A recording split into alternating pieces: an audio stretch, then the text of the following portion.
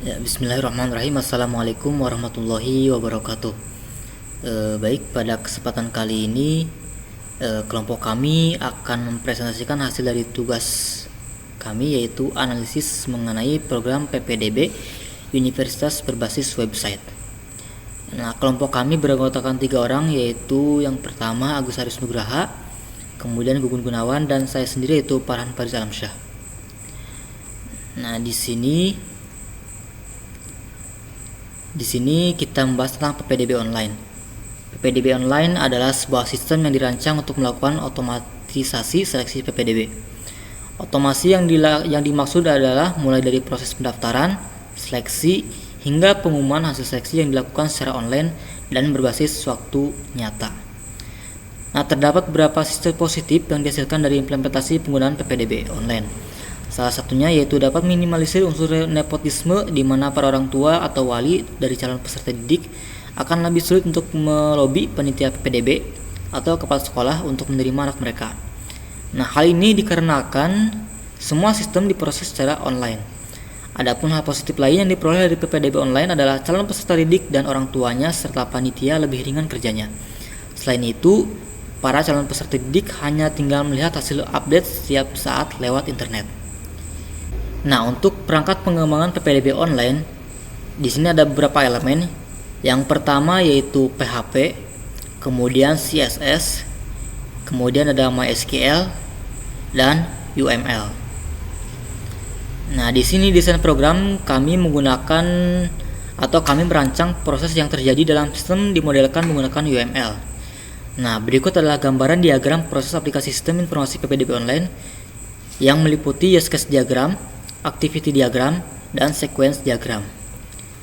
Nah, di sini yang bagian pertama yaitu use case diagram, ada pendaftar. Nah, jadi di sini pendaftar akan melakukan pendaftaran, kemudian login.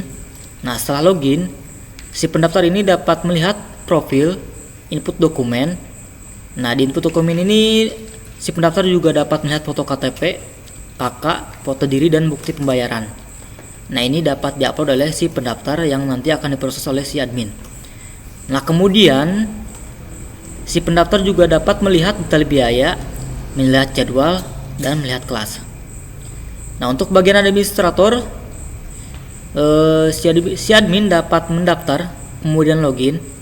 Yang berbeda hanyalah dari hak akses yang dimiliki. Si admin dapat mengkonfirmasi pendaftaran, menambahkan dosen, mengkonfirmasi pembayaran, cetak laporan, menambahkan mata pelajaran, dan jadwal kelas. Nah, kemudian activity diagram. Di sini ada 3. Yang pertama yaitu daftar. Jadi si pendaftar itu atau si user itu harus mendaftar terlebih dahulu dengan mengklik daftar, kemudian input data, konfirmasi data, dan tampil keterangan pendaftaran telah berhasil. Nah, kemudian yang kedua yaitu login. Nah, si user yang tadi telah mendaftar akan mengisi form login. Nah, jika si user ini memasukkan form yang benar, yaitu input email dan password, dan klik login, jika benar maka dia akan berhasil dan tampil form utama sesuai hak aksesnya. Nah, tapi jika gagal maka si user ini tidak dapat masuk dan tetap di form login. Nah, kemudian yang ketiga yaitu edit data. Nah, di sini salah satu contohnya yaitu mengedit mata pelajaran. Nah, jadi si admin terlebih dahulu harus login, kemudian mengklik mata pelajaran. Nah, di sini ada 3, yaitu si admin itu dapat menambah mata pelajaran, mengedit nama mata pelajaran, ataupun menghapus mata pelajaran. Kemudian klik simpan dan data berhasil diubah. Nah, yang ketiga yaitu sequence diagram. Nah, ini hanyalah beberapa bagian dari sequence diagram yang terdapat dalam program PPDB kami. Yang pertama yaitu login. Jadi si user sama seperti tadi, yaitu si user melakukan input username dan password di form login. Kemudian database akan mengecek loginnya apakah terdaftar atau tidak. Nah, jadi di sini ada tabel user, kemudian status, apakah dia itu user sebagai pendaftar ataupun sebagai admin, kemudian hak aksesnya. Nah, setelah berhasil masuk akan tampil form utama, yaitu tampil sesuai dengan hak akses. Nah, kemudian ada cetak bukti.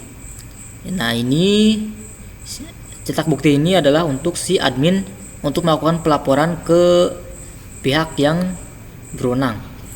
Nah, jadi di sini si admin akan menginput data di form login, kemudian tampil di form utama, dan nanti akan masuk ke form untuk mencetak bukti yang dibutuhkan.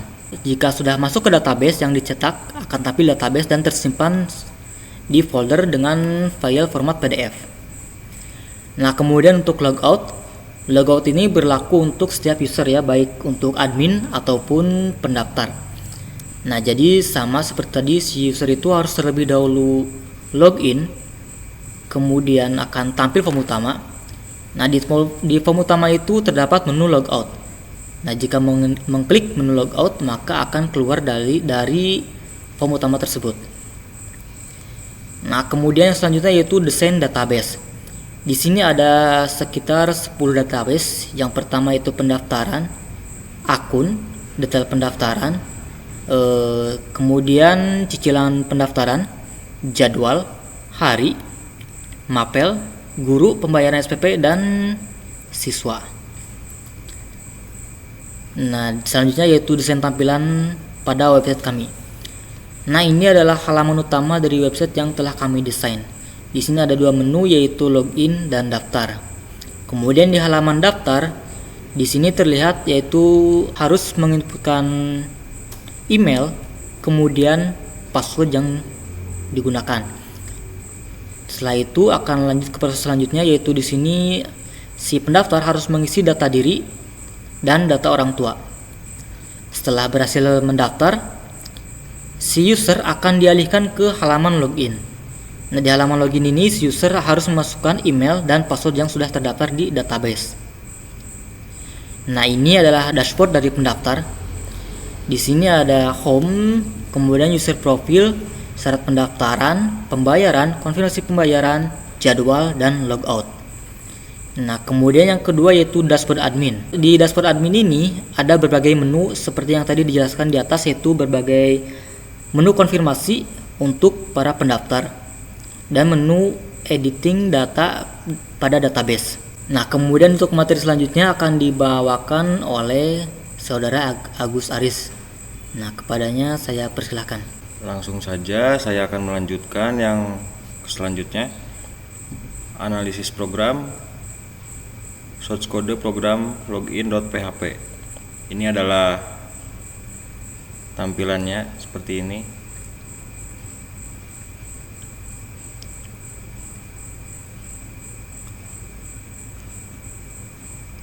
Output program, ini adalah hasilnya. Yang ketiga, analisis leksikal. Analisis leksikal yaitu ada dua bagian, jenis token dan token. Keyword: if, else, echo, class, for each, include. Yang kedua, operator, ada sama dengan, per, and, dan lebih besar. Yang ketiga, delimiter, yaitu ada kurung buka kurung tutup. Yang keempat, ada identifier, yaitu spot, sk, spal, squarey, smile, sex, scon, rouse, password, dan season. Yang kelima, ada konstanta numerik dari mulai 0, 76, 400, 700, dan 300. Konstanta string, PHP, submit, email, password, role, ID daftar, dan HTML. Kemudian selanjutnya analisis sintaksis atau parser. Di sini Anda akan masuk ke bagian login.php. Di sana Anda akan diminta mensubmit atau memasukkan email dan password yang benar. yang sudah terdaftar di database. Setelah mengklik login, akan terjadi proses password verify. Di sana akan ada dua statement, yaitu if dan else. If akan terjadi jika user memasukkan email dan password yang benar, dan sebaliknya else akan terjadi jika user salah memasukkan email dan password yang benar. Maka akan muncul user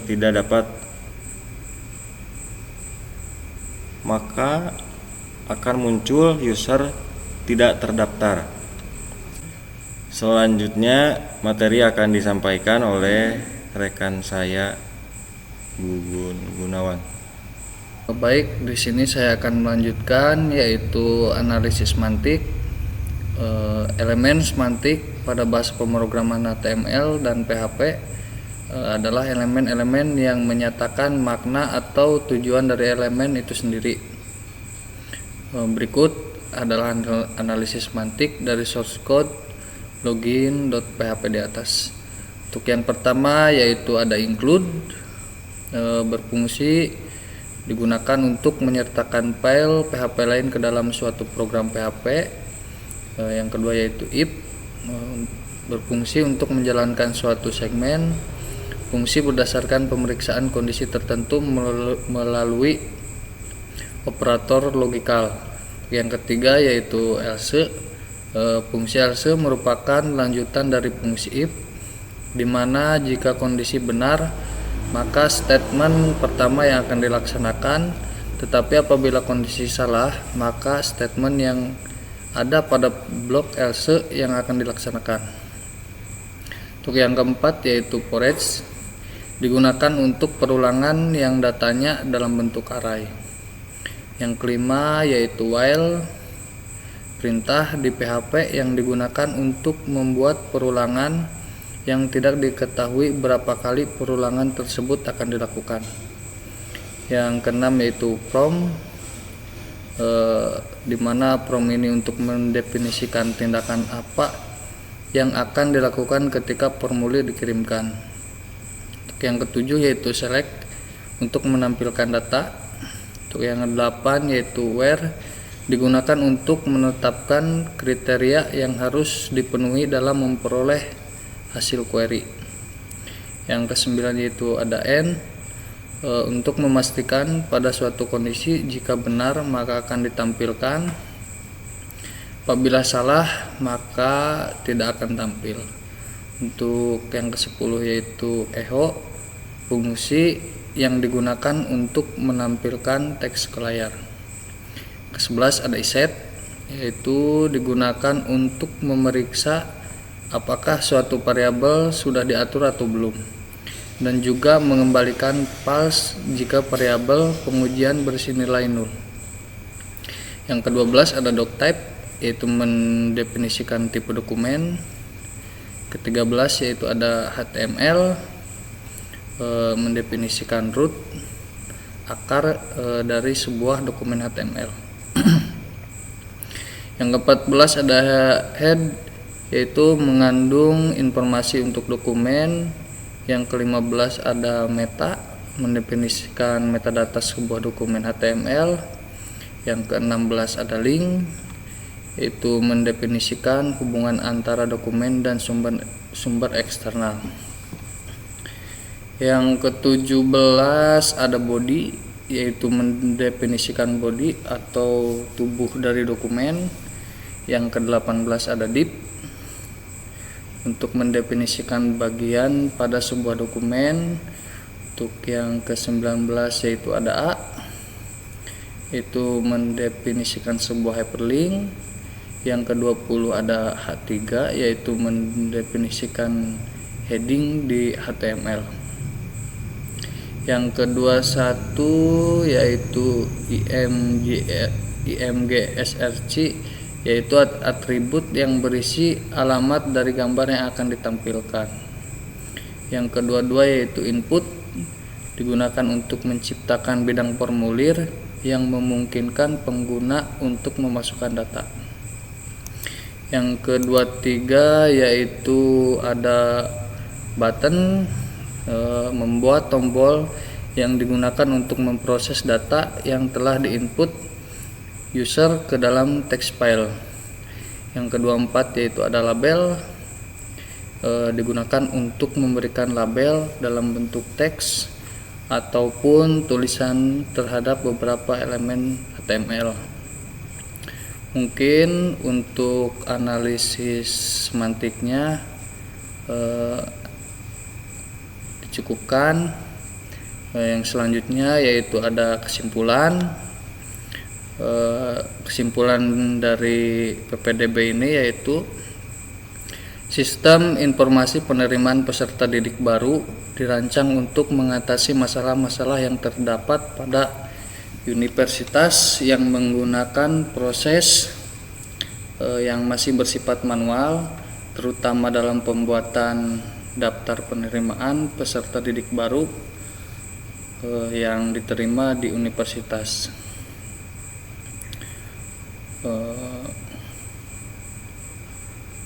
Sistem informasi penerimaan siswa baru berbasis web ini mampu mengelola pelaksanaan penerima siswa baru yaitu pendaftaran dan pengumuman serta proses pengolahan data dijadikan sebuah informasi yang sebelumnya diolah secara manual menjadi lebih terstruktur dengan sistem yang sudah terkomputerisasi. Dengan menggunakan program web, pendaftaran siswa baru menjadi lebih mudah dan efisien karena proses pendaftaran bisa dilakukan tanpa harus datang langsung ke sekolah, bisa dilakukan secara online. Untuk selanjutnya yaitu proses sistem yang terdapat pada PPDB berbasis website, yaitu untuk yang pertama yaitu proses pendaftaran, di mana dalam proses pendaftaran calon mahasiswa melakukan pendaftaran melalui menu daftar. Selanjutnya yaitu calon siswa mengisi formulir pendaftaran sampai tuntas. Selanjutnya yaitu data yang diinputkan akan masuk ke dalam tabel akun pendaftaran, detail pendaftaran. Selanjutnya user akan diinformasikan untuk melakukan login dengan email dan password untuk menyelesaikan pendaftaran. Selanjutnya yaitu user harus mengupload formulir, misalkan akte, kartu keluarga, foto, dan menyelesaikan semua dokumen yang harus diupload. Kemudian data upload akan masuk ke dalam tabel pendaftaran. Selanjutnya yaitu setelah upload berhasil, maka syarat pendaftaran lengkap, menunggu konfirmasi dari admin. Kemudian admin mengkonfirmasi pendaftaran user. Status pendaftaran user akan berubah menjadi 1 di tabel pendaftaran. Pendaftaran sudah dikonfirmasi oleh admin. Proses pendaftaran selesai, lanjut ke proses pembayaran. Untuk yang kedua yaitu ada proses pembayaran, di mana proses pembayaran pendaftaran ini ada cicilan pembayaran pendaftaran plus SPP bulan ke-1. User melakukan pembayaran di menu pembayaran. Kemudian user mengklik metode pembayaran yang akan digunakan. Kemudian user cetak kwitansi yang harus dibayarkan. Kemudian user harus melakukan konfirmasi pembayaran di menu konfirmasi pembayaran dengan menyertakan bukti jika telah melakukan pembayaran. Kemudian status pendaftaran akan diubah jadi 2, yaitu sudah melakukan konfirmasi. Kemudian admin akan melakukan konfirmasi atas konfirmasi pembayaran oleh user. Kemudian status pendaftaran akan diubah jadi 3, yaitu sudah melakukan konfirmasi pembayaran oleh user. Kemudian jika user sudah melunasi pembayaran, maka status akan diubah menjadi 4, yaitu sudah lunas. Nah, ini untuk keterangannya berdasarkan tindakan dari user dan admin. Untuk 0 yaitu baru daftar atau belum selesai melengkapi administrasi di dashboard seperti upload foto dan dokumen-dokumen yang lainnya. Untuk nilai 1 yaitu pendaftaran sudah dikonfirmasi oleh admin. Untuk yang nilai yang kedua yaitu sudah melakukan konfirmasi pembayaran oleh user. Untuk yang ketiga yaitu admin sudah melakukan konfirmasi pembayaran oleh user. Yang terakhir yaitu poin nilai keempat yaitu user sudah melunasi pembayaran pendaftaran. Mungkin untuk analisis semantik dan juga sedikit kesimpulannya cukup sekian. Untuk selanjutnya yaitu kembali lagi kepada Farhan. Baik, selanjutnya saya akan mendemokan bagaimana cara kerja dari website PPDB ini. Nah, yang pertama kita masuk ke halaman websitenya. Nah, di sini seperti tadi yang dikatakan ada 2 menu yaitu login dan daftar. Nah, pertama Anda daftar terlebih dahulu. Kemudian di sini Anda masukkan Gmail, Anda masukkan email dan password. Kemudian klik lanjut. Nah, di sini Anda isikan data sesuai dengan keadaan yang Anda miliki.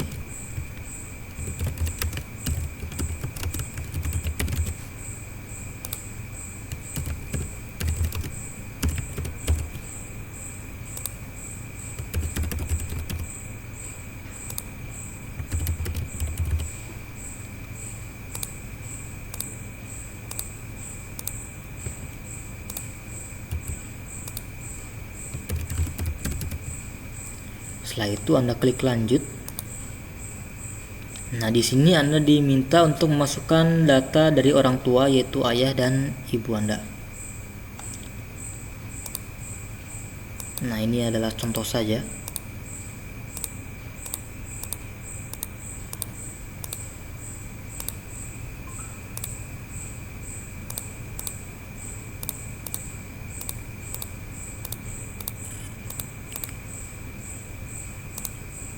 Setelah itu Anda klik lanjut. Nah, di sini Anda sudah berhasil mendaftar. Nah, jika sudah mengkonfirmasi juga di halaman berikutnya Anda akan ditampilkan data yang sudah Anda masukkan tadi. Nah, di sini Anda bisa mengkonfirmasi apakah data tersebut benar ataupun salah. Nah, jika ada yang salah, Anda bisa mengklik edit data. Nah, jika sudah benar semua, Anda tinggal klik yakin dan kirim data pendaftaran. Nah, di sini Anda ada notifikasi yaitu selamat Anda berhasil melakukan pendaftaran. Kemudian Anda login. Nah, di sini Anda coba login sesuai dengan tadi email dan password yang dipakai untuk mendaftar.